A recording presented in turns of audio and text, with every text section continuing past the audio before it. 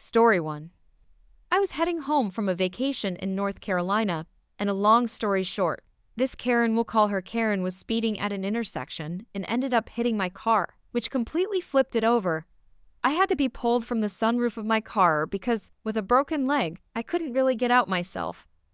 Karen's freak out began when I was literally getting glass pulled out of my arm. She dramatically threw herself from her car and started screaming in pain and cursing at me while holding her leg and rolling around. However, as soon as a paramedic noticed her, she magically stopped wailing. After a brief examination, the paramedic simply told her, "You are fine." Immediately, Karen started to argue, but after she realized her defeat, she stormed over to me in a huff, mind you. I was still getting glass out of my arm. The conversation went something like this. "Karen, you hit my car and ruined my child's day. Her children weren't even in the car with her. What do you have to say for yourself?" Me. I did? Karen. Yes, and you ruined it too. The only damage I did to her car was a dent across the front, whereas mine was totaled. Paramedic. Ma'am, could you please leave her alone? The officers will talk to you in a bit, and you can tell them there. Me. And you've already proven to be delusional from your little broken leg stunt. Karen. Delusional? You're the one faking it. I'm the victim here. Karen then decided it was a good idea to pull me out of the chair and get me to stand on my broken leg without any warning. Of course, as soon as she let go of my wrist, I stumbled back, fell on my chair, and hit my head on the pavement. I'm not entirely sure what happened next, as I was dazed from bashing my head on the pavement. But because of all the yelling, "But my kids," and "I'm suing all of you," I'm pretty sure she was arrested for assault. I was brought to the hospital and ended up spending 2 extra days in North Carolina because I couldn't drive due to my broken leg and concussion and had to be picked up by a friend coworker. I'm currently working with my lawyer on pressing charges. Story 2. This happened when I went on a trip with my family to China before the pandemic. We went to see a show and sat in VIP seats. Everything went well until we went to our seats and discovered the entitled family was sitting in our seats. Someone who worked there tried to tell the entitled family to move, but they didn't.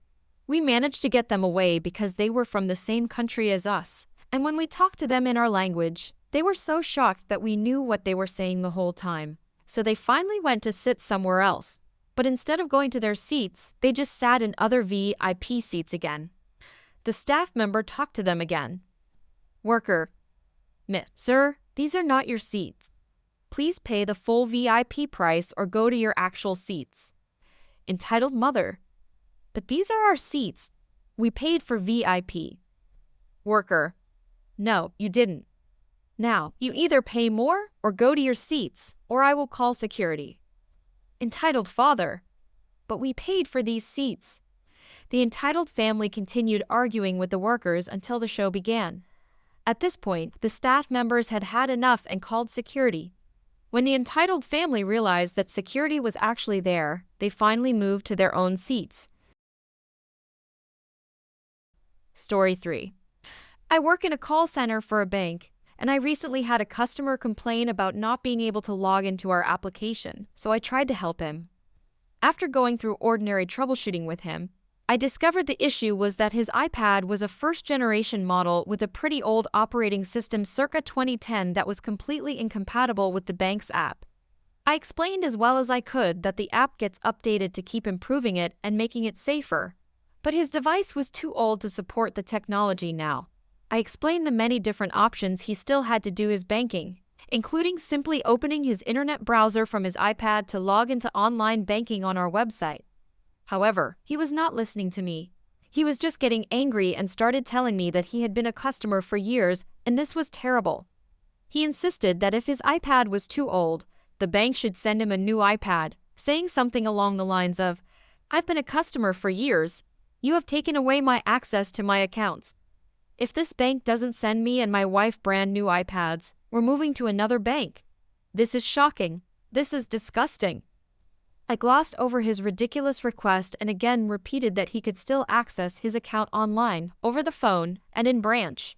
He was indignant, insisting again that he wanted to use the app and we weren't letting him. so we should send him 2 brand new iPads.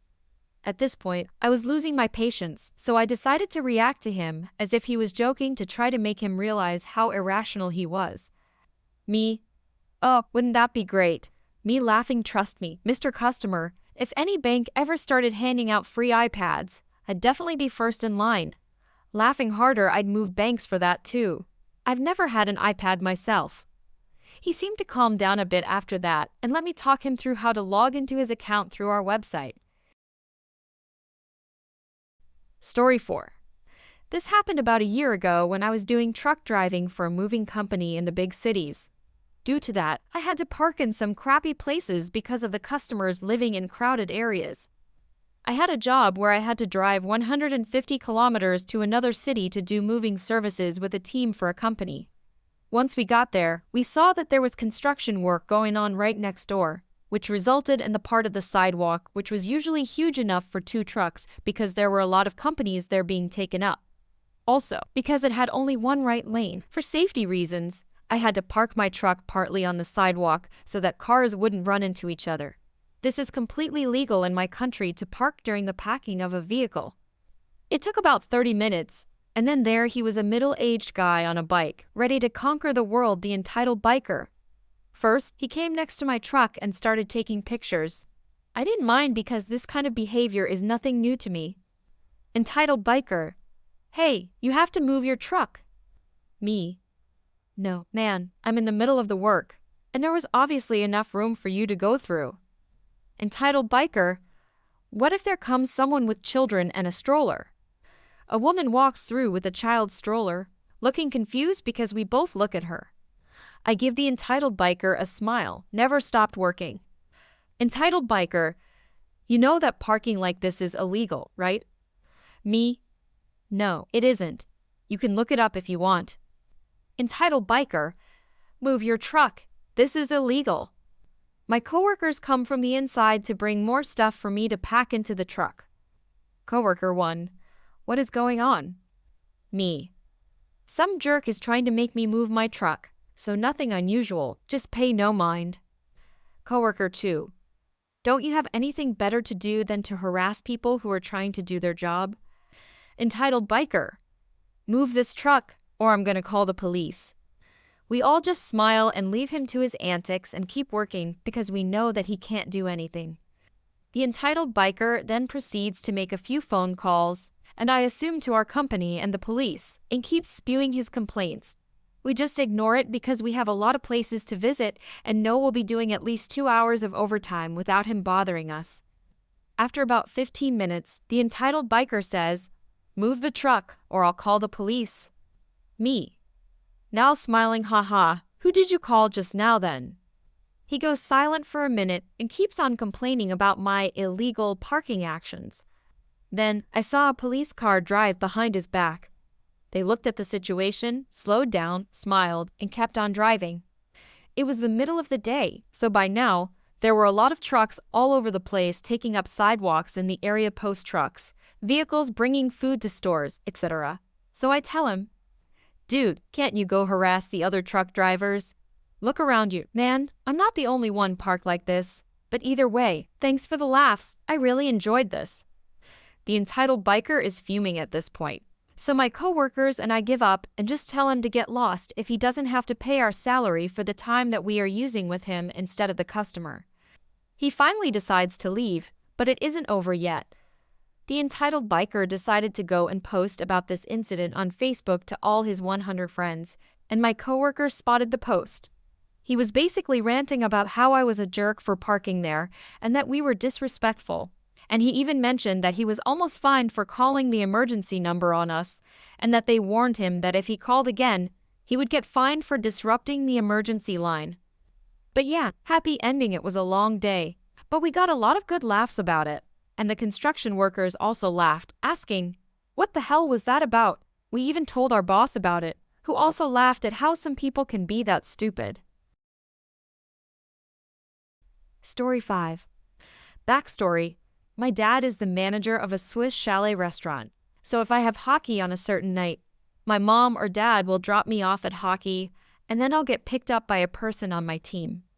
On this particular night, The Swiss chalet was pretty empty, so I was seated towards the front of the dining room. An older woman walked in with her son, and you could already tell they were entitled. They demanded to be seated beside me, not for me. They just liked the seat and ordered their food right away. After their food was served without any major issues, except for them asking for it to be cooked again, right before they got the check, I heard this. "Karen, there's a freaking glass in my food." Everybody understandably turns around, and a waiter runs over to check on them. Me. "Waiter, I saw her put glass in her food." Karen. "No, I didn't." Waiter. "Don't swear in front of the customers. Now, if he said you put the glass in your food, we can check the security cameras." She turns white as a sheet, and to protect herself, she says, "Karen, my husband is the manager here. Give me my money back." The kicker is that she had eaten most of her food. This was just an attempt to get a free meal. Me. "How are you married to the manager? My dad hasn't gotten divorced yet." She then turns white as a sheet, leaves $70 on the table, and sprints out of there. My dad later told me the meal only cost $30. Story 6. Sorry for the rant, but this story still makes me sad 10 years later and has messed me up. I was like a lot of young girls, I loved horses. That crazy horse girl was me, and I was her. My parents weren't rich, so when I got 10 lessons at our local stables for my 9th birthday, I was ecstatic and literally fell in love. I'd save up to ride and always dreamed about becoming a professional horseback rider.